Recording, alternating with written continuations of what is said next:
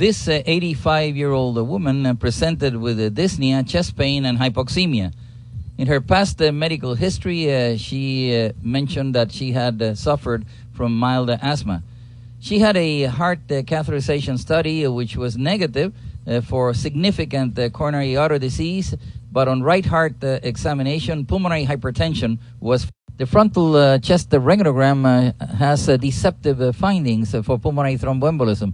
Note haziness in the lower zones, cardiomegaly, and somewhat oligemic upper. This is a perfusion scan to your left and a ventilatory scan to your right.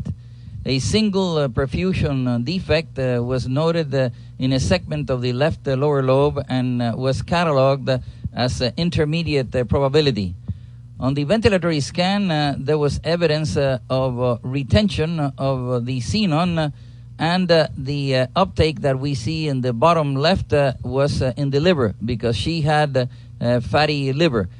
Focal air trapping in the lower lobes was observed, and this patient was cataloged as possibly a person with chronic airflow obstruction and not with pulmonary thromboembolism. CT pulmonary angiography showed numerous filling defects in left and right pulmonary arteries, centrally as well as some selected axial images revealed filling defects along a right pulmonary artery, and cross-sectional images of left pulmonary arteries reveal the typical central lucency due to thrombi.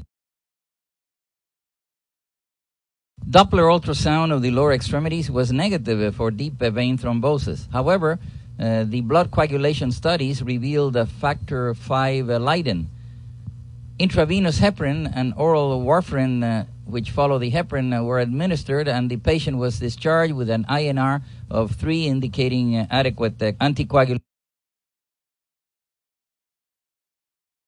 Factor V Leiden mutation. The prevalence is 3 to 6% of Caucasian population. Factor V becomes resistant to inactivation by protein C. This prolongs the thrombogenic effect of factor V. Mutation in one amino acid, arginine 506, is converted to glutamine. The most common cause of inherited thrombotic state in 25%. 3% of the population is heterozygous for this mutation. The risk of thrombosis is increased 7-fold in heterozygosity, 20-fold in homozygosity, with increasing age, such as after 50 years of old, 21-fold with coexistent homocystinuria. Other mutations in factor V have also been described that promote thrombosis. FVH1299R and HVY1702C.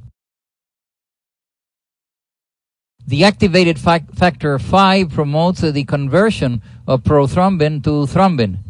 It is normally inhibited by the activated protein